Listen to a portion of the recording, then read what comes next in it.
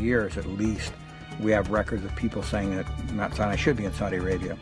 Now, Josephus around 90 AD makes this claim. Well, this designation that Josephus is talking about is not in the Sinai Peninsula, but in Arabia, which would be, according to our calculations, on a mountain called Jabal al-Lawz.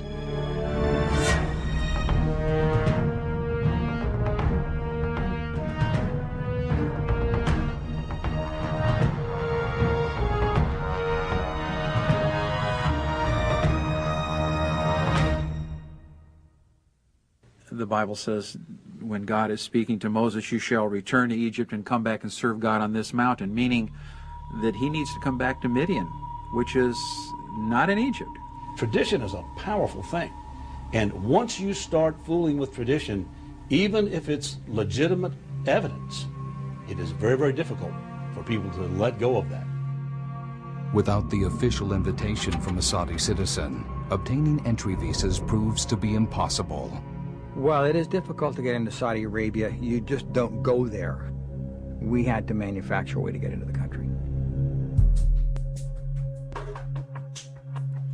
I was warned by Jim Irwin that this would be very dangerous. And he gave me the illustration of when he was going to the moon, they shut the door. He said it was like a dungeon door closing. He said at that moment, it was no turning back. You are going. And the chances of death are there. And I knew that going. Another friend that I met, a Greek fellow, said, well, I think I know how to get you in, Larry. I have a letter from the king of Saudi Arabia, and we'll take his signature, and we'll put it on his letterhead, which I have, and we'll change the fax machine on my fax to read his fax number, and we'll put the time at the time in Riyadh, and we're going to fax this letter to the embassy here in London. And it basically, the letter is going to say, this is from the king, and I want these guys in a hurry. Get them in. So we faxed it to the Saudi embassy about, I don't know, maybe 8 blocks away. And sure enough, we got in a real quick time period. The king carries a lot of weight there. Bob was more than uncomfortable with it. It bothered him a great deal. I think to this day it probably still does. Bob and I come from 2 different views on this. He has a lot stronger religious beliefs and feelings than I do about things, and I'm kind of like, oh, the doubting Thomas of all this stuff. And to me, it was just a question of how do you get in. When they closed that door on that Saudi airliner, we were going, and there was no turning back.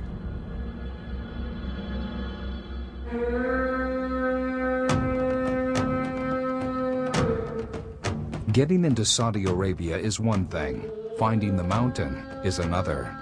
Using the letter given to them by Jim Irwin, Cornuke and Williams drive out into the vast Saudi desert, hoping luck will follow. Well, the desert over there is just a huge expanse and just almost an endless sea of sand and rock. And the heat is so hot that it just sucks the air right out of your lungs. It's frightening to even breathe that 128-degree heat.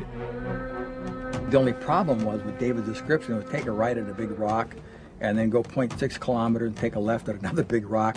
The desert's really easy to get lost in.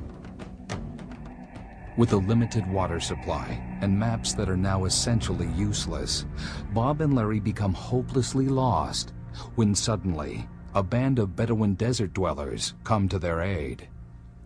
Here we're sitting there and we're saying, do you know where Jabal al-Lawz is? He walked out just to the edge of this hill, so the hill's hiding us, and pointed. Jabal al-Lawz, Jabal Musa. Bob and Larry get their first look at the mysterious peak. Could this be the holy mountain of God spoken of in the Old Testament? Jabal Musa, which I knew clearly was Arabic for the mountain of Moses. He clearly knew this there as Moses' mountain. It's such an interesting mountain. When you see Jabal al-Lawz from a distance, you think, that my first impression was, there must be a cloud up there. There's a shadow over it. Because the corner, the top kind of a triangular part, is black. We know the Bible says that God descended on the mountain in flames of a furnace. So for me, it was kind of a surreal moment. As they move closer to the mountain, they are confronted with a harsh reality. Warning signs posted in both Arabic and English, and impenetrable high barbed wire fences surrounding the base of the mountain. Aware now of the fact that they could be spotted at any moment, the two move ahead cautiously, looking for any evidence they can find. What they find next will leave them breathless. I'm looking for markings and paintings and little etchings around the mountain, and I kind of walked upon it. Come on over here, come on over here. I'm looking for something little like this. And I looked up and I saw this huge rock monolith. This is actual video footage of their remarkable find, smuggled out of Saudi Arabia at great risk. Well, the altar is obviously man-made. It's immense. It would have taken hundreds of men or thousands of men to erect. And so this wasn't a band of nomads that erected this. And this altar site is out in the middle of a huge, flat, arid field. There's no rocks close to it at all. I mean, it stands all by itself, right, Bob? There's nothing close to it. So the rocks didn't just grow there. They came from some place. Bob and Larry move in closer to examine mysterious petroglyphs on the side of the altar, instantly recognizing their similarity to the ancient Egyptian deities Apis and Hathor. I figured that if this was Mount Sinai, this had to be the altar where they made the golden calf.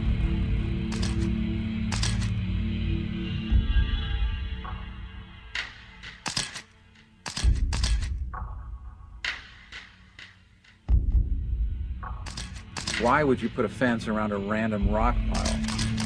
They wouldn't. They know that this has great importance, and they've erected a fence with barbed wire to keep people away. Under the constant threat of being spotted by patrolling guards, the two agree they have precious little time to explore further around the base of the mountain. We were able to notice what I call boundary markers.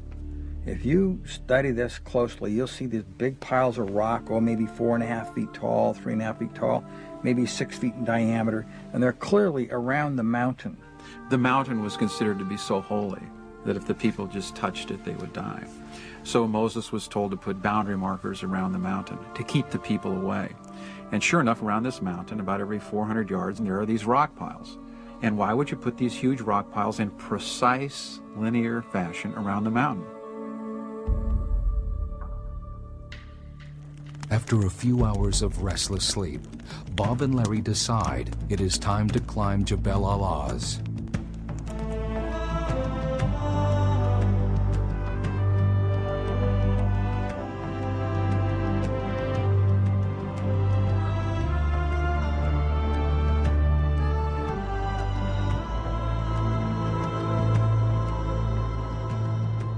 Crested the top of the knoll, and we're welcomed by an incredible sunrise. The sunrise is just awe-inspiring. But when we get up there, the rocks are clearly black, just like a chalkboard black on the outside, and you break the rocks open and they're not black on the inside. And then as you come down the mountain, there's no more blackened rocks. Some maps will show that they're vulcanized rock. It came from a volcanic eruption. But when we lifted these rocks up and Larry and I were smashing them on top of the mountain, and they'd break open and you'd have this almost pinkish brown granite that would be exposed when you broke the rocks open, we realized then, of course they're not volcanic. But what are they? And based on all the other evidence, it started to mount, like a police investigator, the degrees of probability increased and our excitement started to increase also. What went through my mind was watching the experience Bob was having.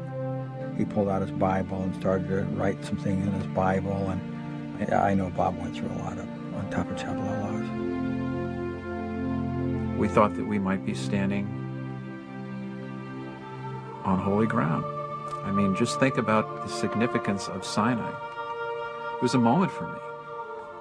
The Bible became vibrantly real at that moment.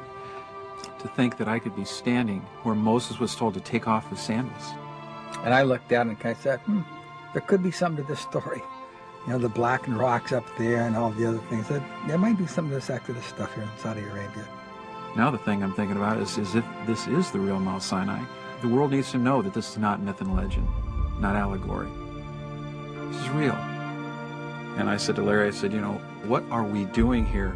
And I'll never forget it. Larry looks over and looked me right in the eye and said, Bob, I think we're making history.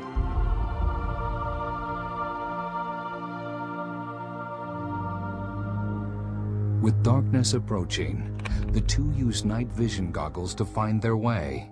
As they descend, they come upon an amazing sight.